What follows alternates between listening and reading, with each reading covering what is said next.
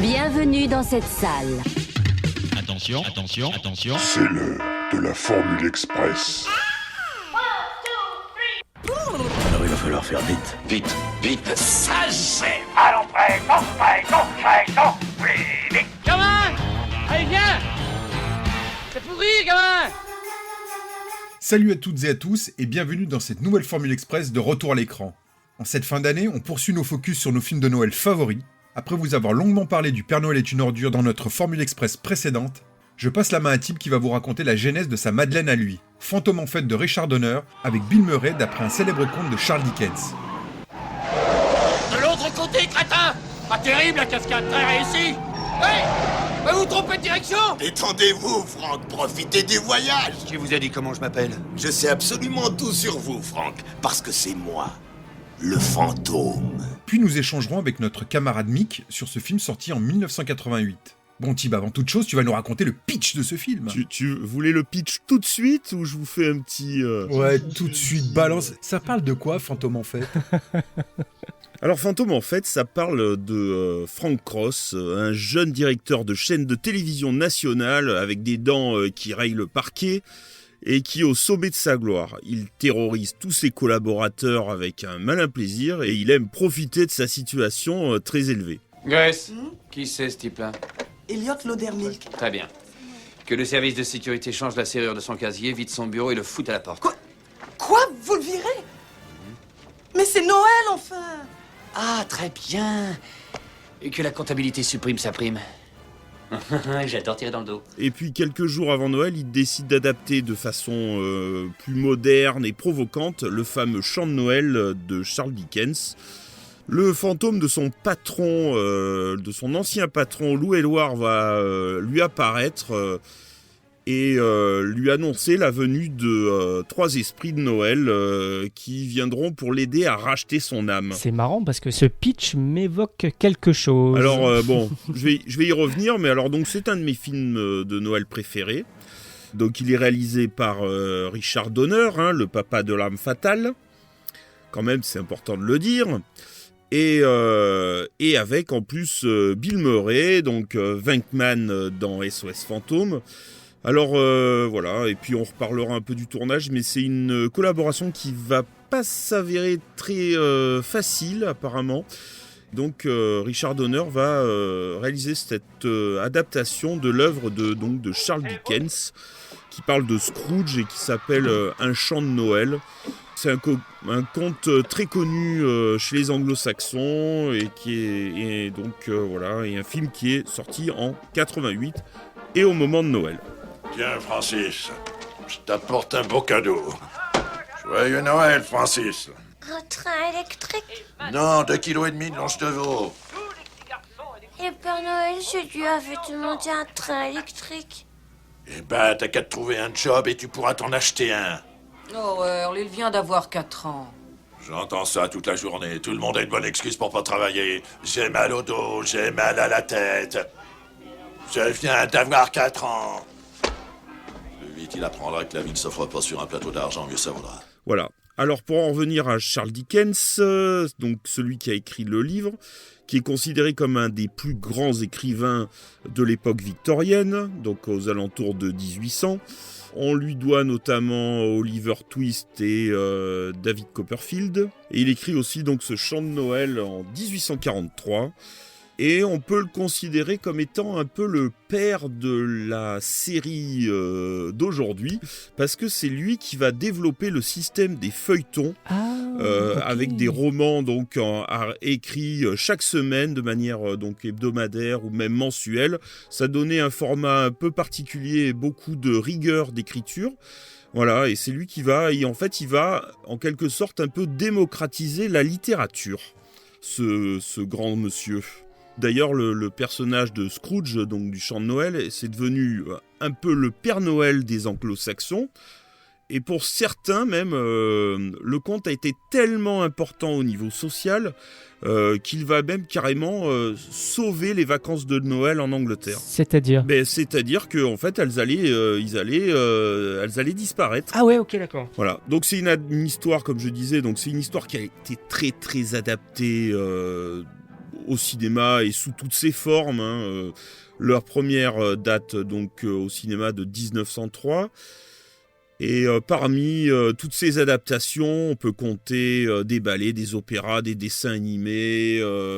Et il y a même eu un spectacle du mime Marceau. Et je vous propose d'ailleurs qu'on en écoute un extrait.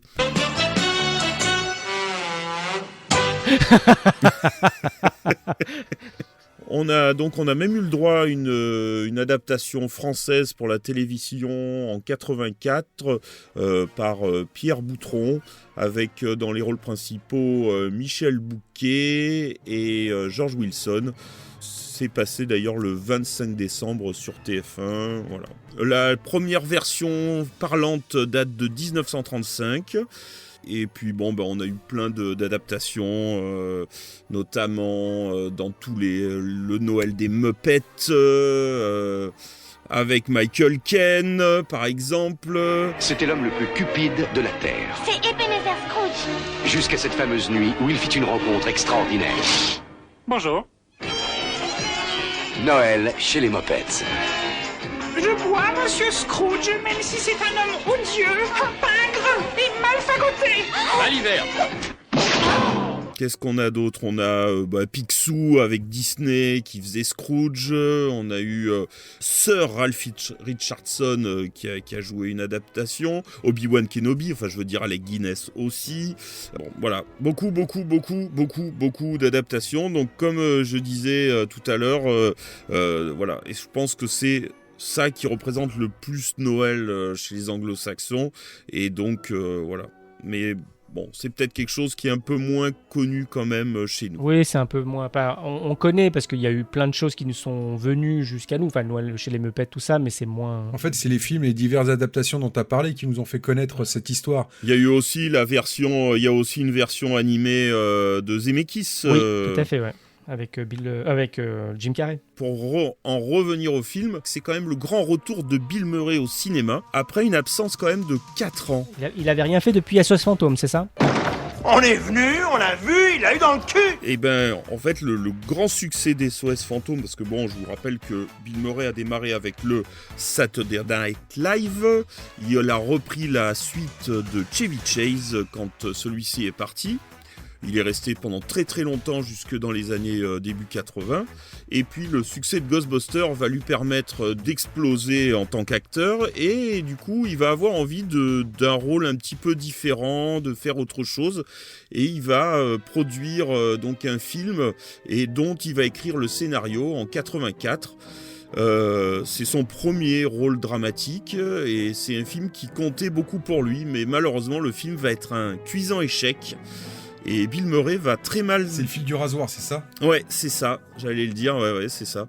Et Bill Murray va très très mal le vivre. Et du coup, il va carrément s'éloigner d'Hollywood pendant un bon moment. Et il va carrément même, il va aller étudier la philosophie, notamment à la Sorbonne. Ah ouais. Ouais. Quand même, le gars, c'est une tronche quand même. Et puis ce scénario qui va commencer loin de Bill Murray, qui va commencer à voir le jour en 85 à peu près, qui sera écrit par Mitch Glaser et Michael O'Donoghue. Bill Murray qui avait déjà travaillé avec eux au Saturday Night Live justement. Et ils vont proposer donc à Bill Murray cette adaptation donc de Scrooge. Bill Murray, qui est pas très sûr de lui, va refuser totalement le script, va demander de le réécrire complètement. Il trouve qu'il n'y a pas assez de romance, que c'est pas assez drôle.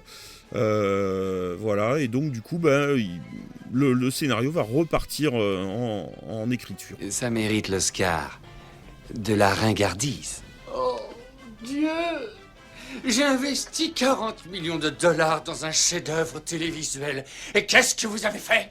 Un film annonce avec un vieux cafard qui lit un bouquin dans un fauteuil devant une cheminée. Donc le tournage, voilà. Donc on va assister à une sorte de petit bras de fer sur le film, enfin un gros bras de fer d'ailleurs, entre Richard Donner et Bill Murray. Bill Murray qui passe son temps à vouloir improviser, et Richard Donner qui essaye de contenir Bill Murray. Ça ne va pas très très bien se passer, et il y aura énormément, en fait, Donner va écrire beaucoup pendant le film, faire jouer énormément de scènes. Il va y avoir des tonnes et des tonnes et des tonnes de rushs qui ne seront jamais utilisés, qui sont des scènes qui ne seront jamais vraiment finies, voilà. Une tension qui se ressentira sur le résultat du film, forcément. Alors le film est bourré de caméos en tout genre. On a quand même Robert Mitchum qui ne voulait pas jouer, qui a dû en fait rencontrer Richard Donner, qui lui a fait rencontrer Bill Murray. Ils ont passé un très bon moment ensemble, et du coup Robert Mitchum a fini par accepter ce petit rôle parce qu'il trouvait Bill Murray très sympa, alors qu'à la base le rôle était vraiment pas assez intéressant pour lui. J'ai là une étude faite par des chercheurs de l'université, selon laquelle les chats et les chiens commencent à regarder la télévision. Si ces savants ne se trompent pas, il faut prévoir des programmes à leur intention, parce que d'ici 20 ans, ils seront de fervents téléspectateurs. Des programmes pour chats? Venez avec moi, Franck. Appelez la police. L'actrice Carol Kane, qui fait le fantôme des Noëls présents, a un rôle un peu particulier dans le film, puisqu'en fait elle passe son temps à frapper Bill Murray. C'est assez drôle d'ailleurs, si on voit ça pendant le film, je trouve ça très très drôle, hein. Mike, tu te rappelles du Grippin par exemple? Oui, tout à fait. Voilà. Mais elle l'a très très mal vécu, elle n'arrivait pas du tout à le frapper, Bill Murray qui arrêtait pas de lui dire de la taper, jusqu'au moment où carrément elle a fini par lui arracher carrément un morceau de lèvre, en fait la petite, pour être précis, le petit frein qui est entre la gencive et la lèvre. Du coup, Bill Murray sera obligé d'arrêter le tournage quelques jours, elle s'effondrera en larmes après ça, pourtant c'était une idée de Bill Murray. Ah, je suis bien contente, ça fait si longtemps.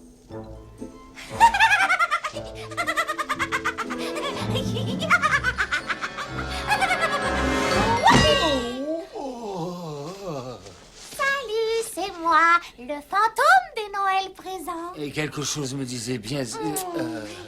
Et puis on peut souligner aussi dans le film quand même l'apparition de Bobcat Goldthwait, je crois que je l'ai bien dit, je sais pas, qui jouait dans Police Academy aussi, qui fait un des assistants très très très maltraité par Bill Murray.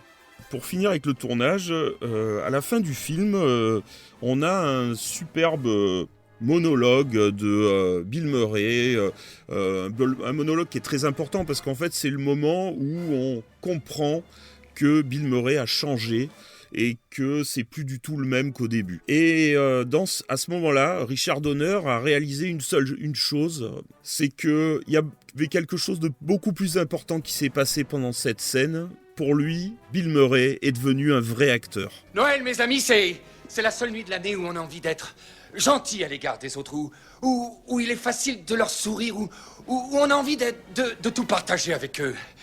Pendant seulement quelques heures dans toute une année, nous sommes ce qu'au plus profond de notre cœur, nous espérons toujours devenir. Voilà, et à la fin de cette scène, il a compris que, parce que c'est une scène quasiment improvisée de Bill Murray, et en voyant cette scène, il a dit, il a senti que même s'il y avait eu des gros problèmes pendant le film, qu'ils étaient quand même arrivés à quelque chose.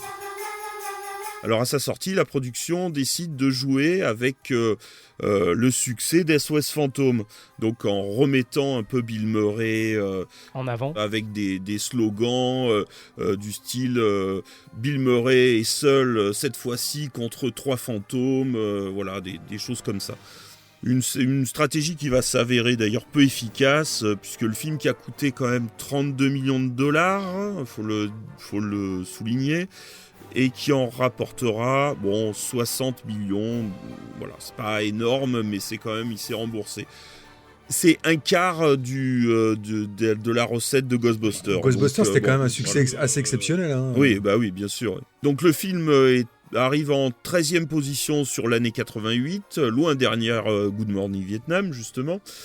212 000 entrées en France et plus de 800 000 entrées en Allemagne. Ah ouais. Ah, il a cartonné en Allemagne, quoi. Ouais. C'est vrai qu'en France, il est passé, en tout cas dans mon souvenir, il est passé totalement inaperçu. Hein. Et 200 000 entrées, ça m'étonne. D'ailleurs, je pensais à même moi, tu vois. Donc, Pour ce film, on a quand même petite bande originale écrite par Danny Elfman. La bande originale, elle sortira que 3 ans plus tard, avec des titres bonus qui ne sont pas dans le film d'ailleurs. Une édition qui sera sortie à 3000 exemplaires seulement.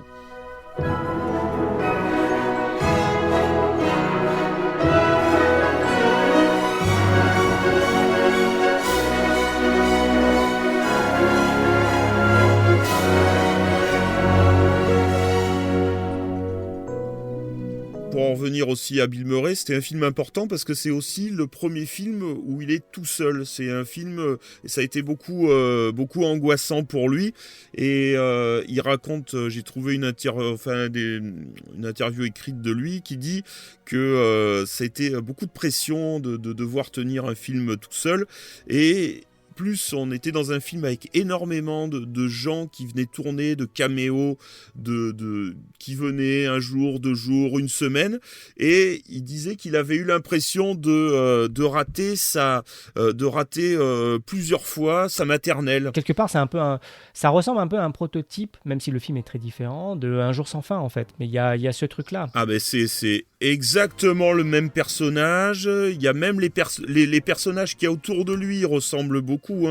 C'est vrai qu'il y a un parcours similaire, il y a cette résilience, cette rédemption du personnage qui est de Bill Murray dans les 2 films. Qui travaille dans une chaîne de télé. Après, c'est la mécanique qui est assez particulière, qu'on aimerait tous vivre quelque part, d'effacer une journée ou plus et de la refaçonner d'une certaine façon pour l'améliorer. C'est ça aussi qui fait que Un jour sans fin est devenu cultissime. C'est cette mécanique-là aussi qui l'a rendu cultissime. Mais c'est vrai que les 2 films, dans le fond, finalement, ils se ressemblent beaucoup, quoi. Moi, il y a des trucs dans ce film qui me font marrer. Alors, genre, par exemple, quand même, j'adore la scène d'intro avec Lee Major. Alors, Lee Major, ça va peut-être pas parler, s'il y a des jeunes qui nous écoutent, ça va peut-être pas trop leur parler, mais c'était l'homme qui valait 3 milliards. Et l'homme qui tombe à pic. Et d'ailleurs, dans l'homme qui valait 3 milliards, il y avait un épisode aussi sur un épisode hommage à Scrooge. Mais bon, quand même, cette scène avec Lee Major qui sort avec la Gatling de la même que dans Predator, je dois dire que c'est une scène qui me fait quand même beaucoup rigoler. Lee Major qui sauve Noël, je trouve ça très bon. Oh, mais c'est Lee Major, l'homme qui valait 3 milliards. Père Noël, il y a une porte de service quelque part? Oui, bien sûr, il y en a une, mais je connais un Père Noël qui sortira par la grande porte. Et moi, je suis réparable et remplaçable. Mais le monde ne s'en remettra pas s'il vous arrive quelque chose, alors soyez prudents. Oh, c'est vraiment gentil de me dire ça. Attends, Lee, tu as fait de bonnes actions, mon garçon, cette année. Il a été très serviable. Et alors, comment vous l'avez découvert, vous? Alors, moi, je l'ai découvert, je l'ai loué. C'est un film que j'ai loué, parce que c'était la tête de Bill Murray avec des fantômes. C'est un film que j'ai loué dès qu'il a été disponible en vidéo. Voilà, et puis après j'ai eu la chance, après j'ai pu le revoir après quand il est passé sur Canal, je l'avais enregistré en VO, et après je l'ai plus regardé que en VO. Et toi, Max? J'ai pas le souvenir de l'avoir aperçu en salle, donc je l'ai pas vu en salle. Hein. J'avais vu quand il est sorti en vidéo, j'avais vu la cassette, mais pas attiré.